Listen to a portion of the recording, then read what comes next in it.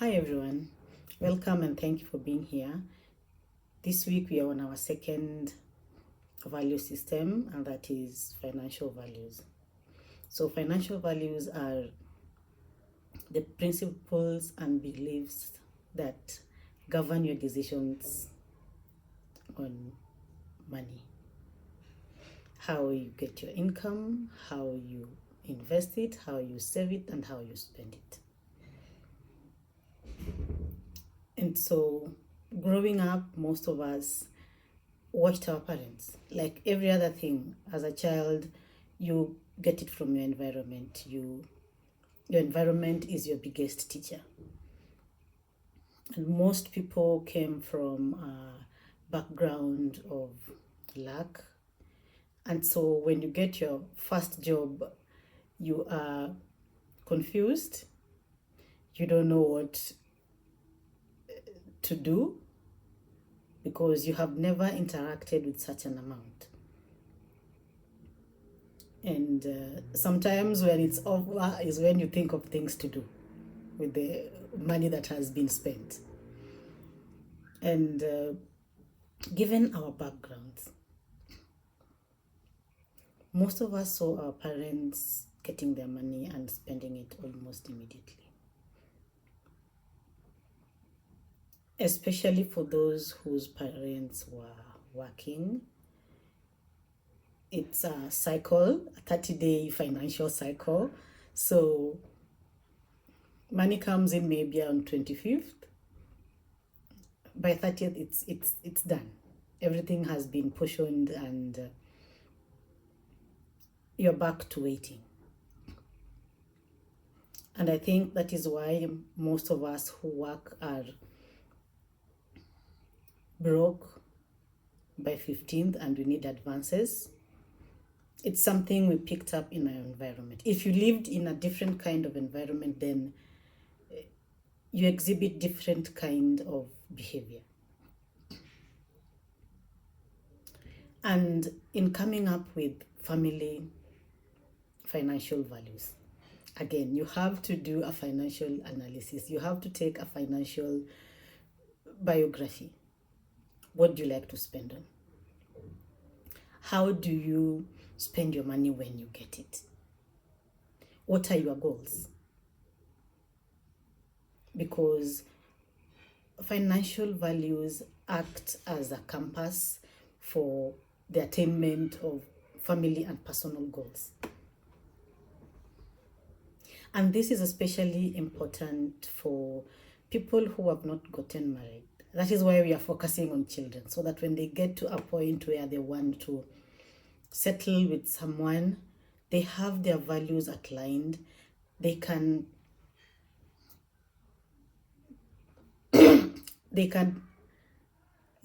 outline them to their partner and decide if they want to go on with this relationship or not. Because money is a very important factor in marriages. If you got into a marriage without outlining how your financials are going to be, how things are going to be, or you just decided you're going to pay these bills, I'm going to pay those bills, we are winging it, making amends as we move. But our children need not to go through this. Before you get married, and sit down and talk to your partner, decide how are we going to fund our lifestyle. Where's the income going to come from? If both of you are employed, how are we going to spend this money? How are we going to save? How are we going to invest? There are major and other recurrent bills in the house. How are they going to be taken care of? How about our extended families? Because some people come with a financial baggage into the marriage. Some people look for financial rescuing when they get into a marriage. When love clouds us, we think it's everything. Then you get into a marriage and realize, okay, there are other issues that we needed to have talked about. That is why we are here, to guide our children so that they don't make the mistakes that we did. And so you decide. And some people also are being pushed to marry others because their families look at them as their ticket to financial freedom. So you're forced to marry someone you do not love as much. You love someone, you love their money and what it can offer you. If that is your decision, I believe you are an adult. Talk, settle it. Some people also run away from a potential partner because of the financial baggage they come with. As a parent, don't be the reason why your child is declined by a potential partner, because you look like you are going to be overly financially dependent on your child.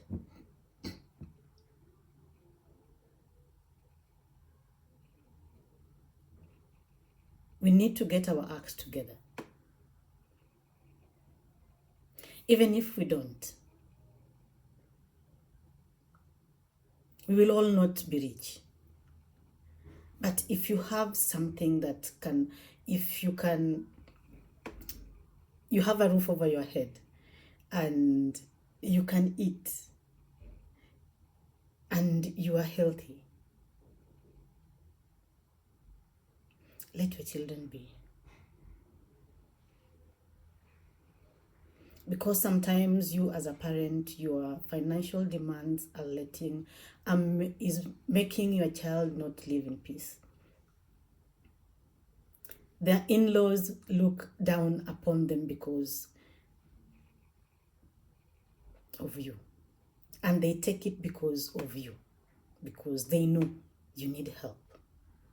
And they cannot help you. So let's try and not be the reason our children are in distress in their unions because we need financial aid. And for children and adolescents, start early. Teach them about how they are going to earn. And this is where we look at their careers. What do they want to become? What do they like? And if you want to live your dream through your child, you wanted to be a lawyer, a doctor, a professor, you never made it that far, but now you want your child to be that. Start early. Don't wait until they're 15 for you to start telling them what they want to do. I'm twisting them. Mostly it ends up in a waste of time and resources because they end up doing something they don't like. One, they might do it, but when they're done, they bring you a certificate, they go back and do what they like. Or they go to school and don't learn at all. Or they get there, they change the course.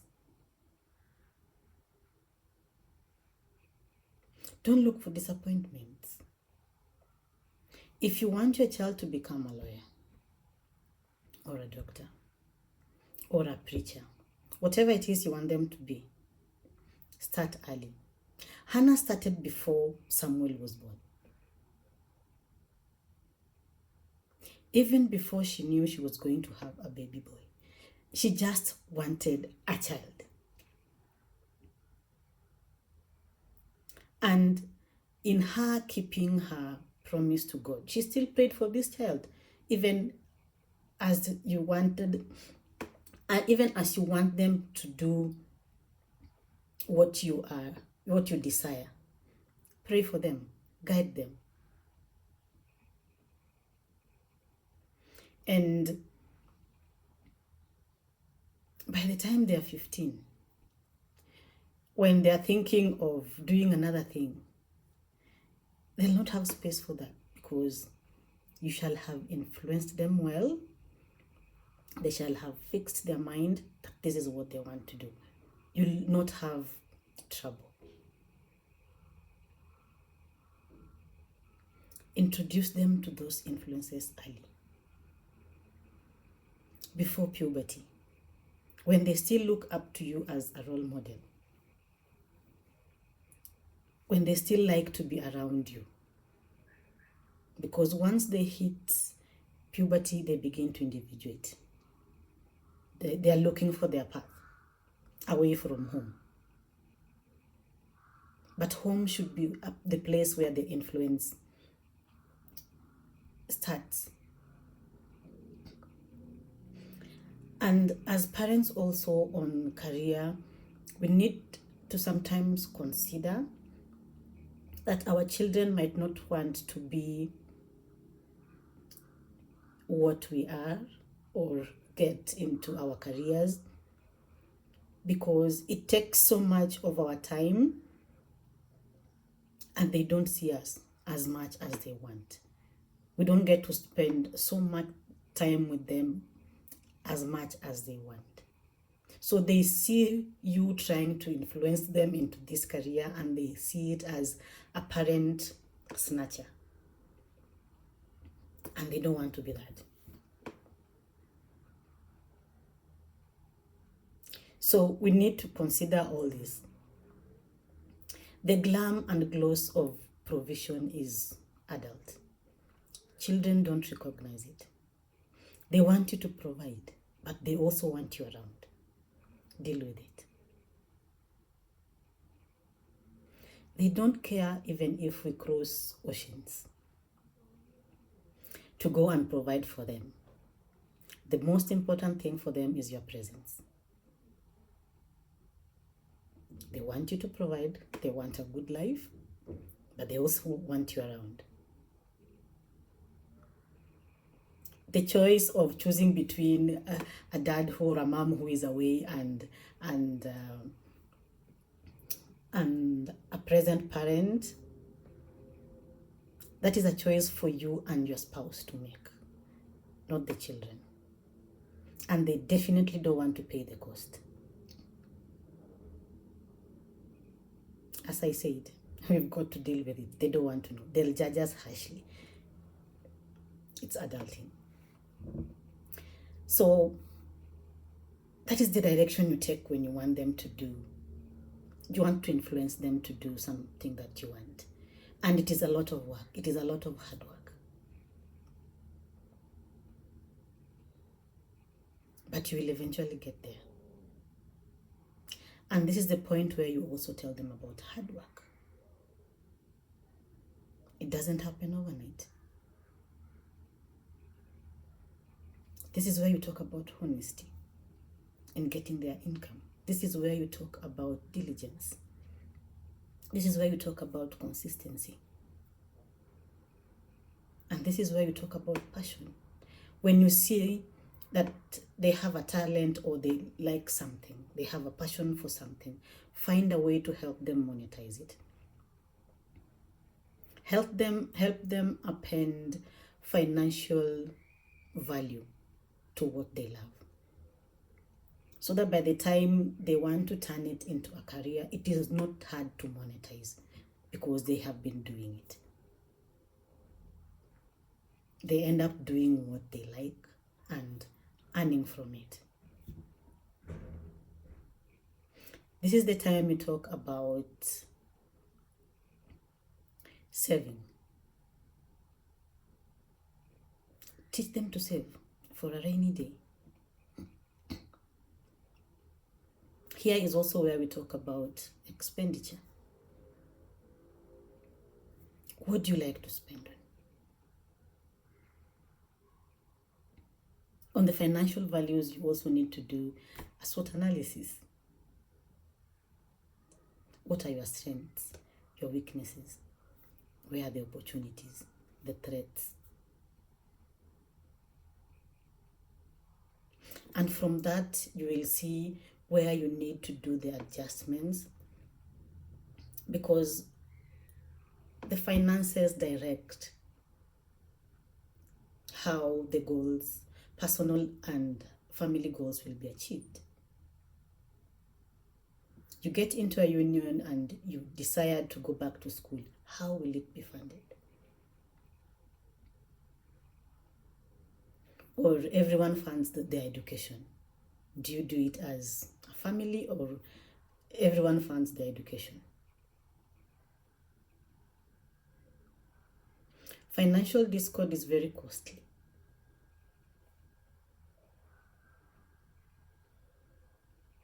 It's worse when you die, because sometimes people, your spouse and your children, don't know where your property is. You've been hiding them. Or they know and they're under other people's names. Or it becomes hard for them to place their hand on property that is supposed to be helping them. This is where we also talk about giving, charitable giving. Here is where we talk about tithing. Make sure you cover everything, and after you've done an analysis and you come up with goals for the family and personal. And for the children, in teaching them how to spend money, you can come up with a formula of paying them, so that they experience it.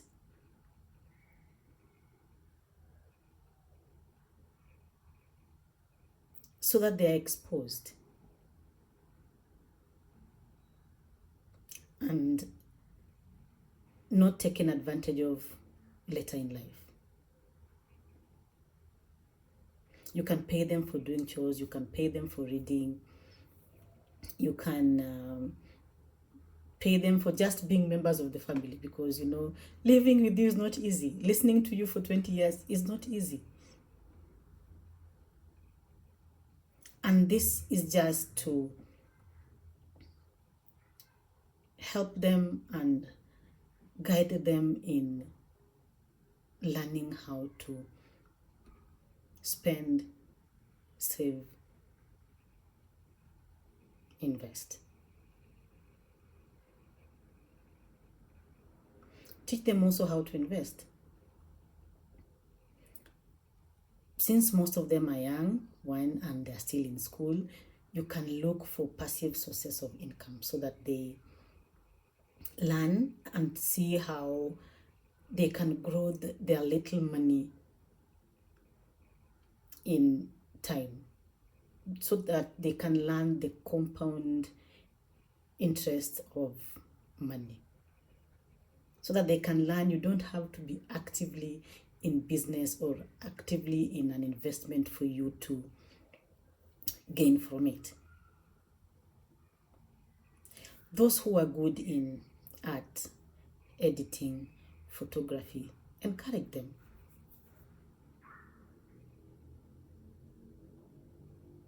So that they learn the various way of getting money. Another thing on expenditure and financials, those who are planning to be in a union, employing people to work for you in your house.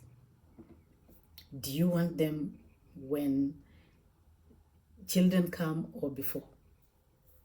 Because they still work. And nowadays, most families are dual income families. So it means both of you are going out there to look for money. In the Bible, Sarah, Rebecca, and the two daughters of Laban,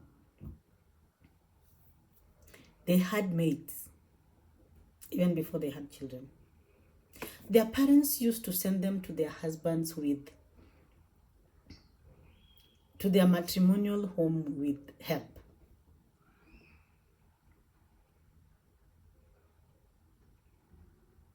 Imagine how those parents took care of their daughters. They knew there's work ahead. So they sent them with servants. And what do we do to our children? We send them among the wolves with no tools to thrive, with no help.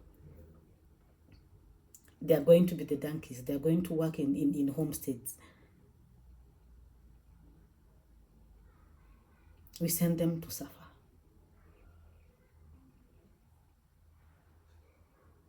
And if you can afford 5 people to work for you, nobody needs to approve it. Hire them. You need a nanny, a cook, and a driver, and a gardener, someone to walk your dog. Hire them.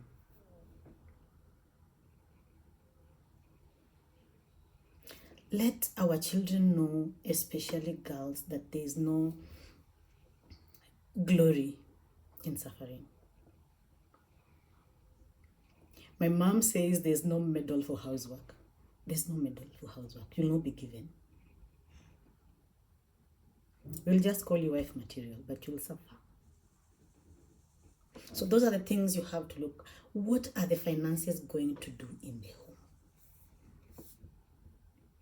And this will direct how hard you work to get them,